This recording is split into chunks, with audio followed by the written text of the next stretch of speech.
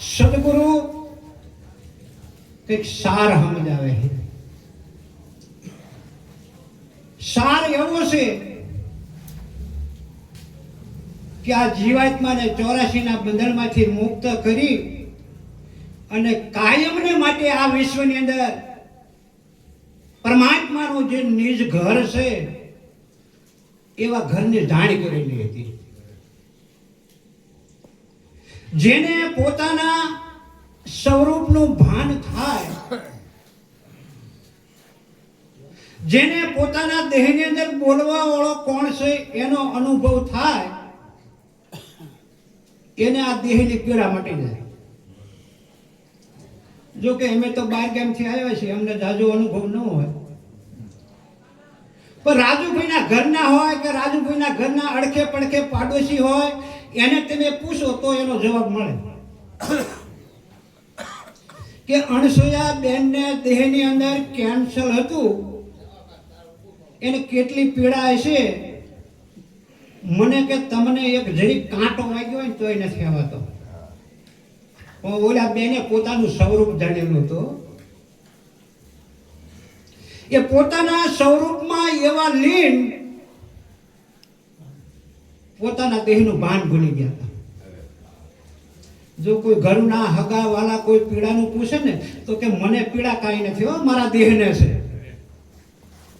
મને પીડા નથી, મારા દેહને છે. તો જુઓ તો ખરા આ શબ્દો મુખમાંથી કેવા નીકળતા હશે. પછી પાછી કોઈ બોલાવા આવે કે છે, કોઈ દીકરા આવે, કોઈ હગાવાલા આવે તો એ કે આગળ ખસો તમતા તેને કોઈ મારા નથી. જુઓ તો ખરા મોહ અને મમતા છૂટી ગઈ. આ હુંપણાનો દાવો, મારાપણાનો દાવો, મોહપણું આ જે કંઈ વળગ્યું છે ને એ સદગુરુના જ્ઞાન સિવાય છૂટે નહીં. સદગુરુનું જ્ઞાન એવું છે કે આ દેહની અંદર હું કોણ છું, આ દેહ મને નતો મળ્યો ત્યારે હું ક્યાં હતો, આ દેહ પડ્યા પછી હું ક્યાં જવાનો છું. આ પાકું સરનામું મળે એનું નામ સદગુરુ મળ્યા કહેવાય. એ સદગુરુ મળ્યા પછી આ દેહનું ભાન ભૂલાય છે, અને દેહનું ભાન ભૂલાય તો મારાપણાનો ભાવ ભૂલાય. મારાપણાનો જો ભાવ ભૂલાય તો માયા છૂટે. નકર હું અને મારું તો એવું છે જેમ રેલગાડીનું અંજીર એક હોય પણ એની ડબ્બા તરી 41 લગાડ્યા હોય પણ એના આંકડા 2 જ હોય. અંજીર પાસે જે ડબ્બો હોય એની પાસે 2 આંકડા હોય. એ 2 આંકડા જો છૂટા કરો તો અંજીર હાવ ફ્રી થઈ જાય. નકર ભલે 50 ડબ્બા હોય બધો ભાર ખેંચવો પડે. એ મારા અને તમારા મનની અંદર હું અને મારું નામના 2 આંકડા છે, અને એ 2 આંકડાના હિસાબે આપણે આખો ભાર ખેંચવો પડે. પણ જેને જેને સદગુરુ મળ્યા અને એ સદગુરુના જ્ઞાનથી હું અને મારુંના આંકડા નીકળી ગયા ને એને દેહનું ભાન ભૂલી જાય છે. જો તમે કોઈ ઈસુ ભગવાનનું નામ સાંભળ્યું હોય, ઈસુ ભગવાન ખ્રિસ્ત મારા અને તમારા જેવો માનવનો દેહ હતો,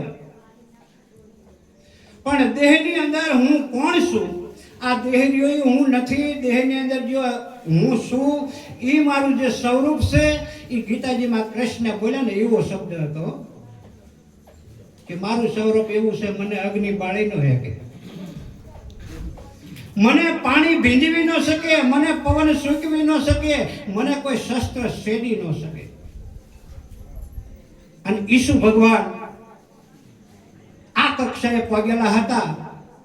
અને એ વખતનો કોઈ રાજા એટલે કે તું ભગવાન છો કે હા સારા કે ખીલા મારો જે ખબર પડે કે જોજો હોય ઈસુ ભગવાનને આમ ભીતડા હારે હાથેળી રાખી અને 2 હાથેળીમાં એક ખીલો માર્યો અને તો ઈસુ ભગવાન દાંત કાઢતા હસતા હતા. એવા અજ્ઞાની માણસો એને ઓળખી ન શક્યા. પછી સાતીએ ખીલો માર્યો ભીતડા હારે અને પછી માથે માર્યો. જુઓ તો ખરા આપણા ભારત દેશની અંદર આવા મહાપુરુષ થઈ ગયા છે. અને એવા મહાપુરુષ ક્યારે થાય? સદગુરુનું જ્ઞાન મળ્યા પછી થવાય છે. જ્યાં સુધી સદગુરુનું જ્ઞાન ન મળે ત્યાં સુધી આ જીવાત્માને આ દેહનું અજ્ઞાન નથી જાતું. એમ જ થાય કે આ દેહ રહ્યો એ જ હું, આ દેહ રહ્યો એ હું છું, આ દેહને ઓળખવા હાટું નામ પાડ્યો એ હું છું, આ દેહ જે જ્ઞાતિમાં જન્મ લીધો એ જ્ઞાતિનું અજ્ઞાન કેવડો એ જ હું છું. પણ આ દેહની અંદર, દરેક દેહની અંદર એક પરમ તત્વ એવું છે.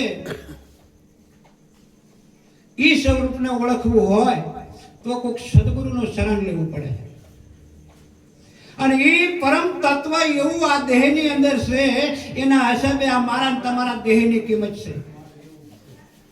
બાકી આ દેહમાંથી ઈ ચેતન પુરુષ, ઈ તત્વ જેથી આમાંથી નીકળ્યું, મારા બાપલા આ શરીર આમ નાનું હોય, એક કઈ રૂમાડું ઓછું ન થયું હોય, પણ પડખે બેહવા રાજી નહીં.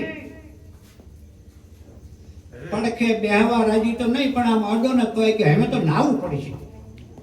કાં આલ્યા આમાં શું વયું ગયું? એ જે વયું ગયું એ પરમ તત્વ છે. અને એ તત્વ દરેક દેહની અંદર રમી રહ્યું છે. અને એ દેહની અંદર જ્યાં સુધી એવું તત્વ છે ત્યાં સુધી જ મારા તમારા આ કોથળાની કિંમત છે. એટલે ખરેખર સદગુરુ શું એવો શબ્દ આપતા છે? એક જ શબ્દ એવો છે કે એક શબ્દ ગુરુ દેવકા તાકા અનંત વિચાર થાકે મુનિજન પંડિતા જેનો વેદનો પામે પાર. એક શબ્દ એવો છે, મોટા મોટા જ્ઞાની પુરુષો પંડિતો પણ હલવીને બેઠા છે, એ શબ્દનો ઉકેલ નથી થયો. અને એક જ શબ્દના અનેક વિચારો નોખા નોખા હાલી રહ્યા છે. અને એ નામને સવારામ બાપાએ અમર વસ્તુ કીધી. પીપળીમાં સવારામ બાપા થઈ ગયા અને એ સવારામ બાપાએ શબ્દ મૂક્યો કે અમર વસ્તુને કોક ઓળખે હરિજન નુરિજન સંત, પણ મરવા પહેલા જે મરી જાય આનો મરમ જાણે કોક મહન. મરવા પહેલા મરી જાય ને એ સદગુરુનું ચરણ મળે તારે મારે. જીવતા મરવું પડે છે. અને આ જીવતાને જ માયા છે. આ મારો દેહ, ના મારી અસ્ત્રી, ના મારું કુટુંબ, ના મારું, ના બધું સગું વાળું જે કઈ છે એ જીવતા ને. પણ સદગુરુનું શરણ જેથી મળે ને તેથી જીવતા મારી નાખે. અને જીવતા મારીને પાછા જીવાડે. અને પછી ઈવડો એ મનની અંદર એને નક્કી થઈ જાય કે આ દેહ રહ્યો એ હું નથી. તો એવા સદગુરુ શું શબ્દ આપતા હશે? જોજો, આપણે ધોકડ પેટી નથી વગાડ્યું, પણ પાછળથી થોડાક બોલો તો એક વાણી બોલાવું.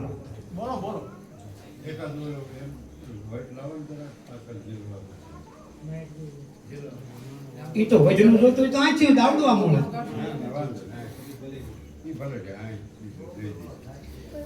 સદગુરુ એવો કઈક શબ્દ આપે છે.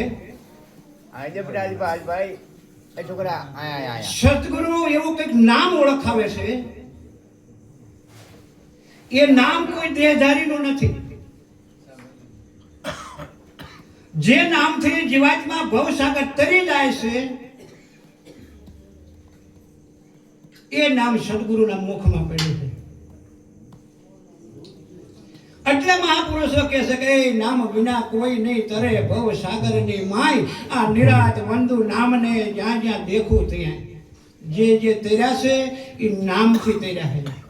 અને એ નામ સદગુરુના ચરણે જવાથી મળે છે. સદગુરુ શું એવા શબ્દ આપે છે કે જેથી કરી અને મોહ, માયા, મમતા બધું છૂટી જાય. એટલે બધું છોડી અને ઘર બહાર મૂકીને ત્યાં આમ જંગલમાં ભાગી જવાનું નથી. હો, ઘીરે ઘીરે રહીને જાગી જવાનું છે. એટલે વાણીમાં એમ કે છે, મારા સતગુરુના શબ્દો વિચાર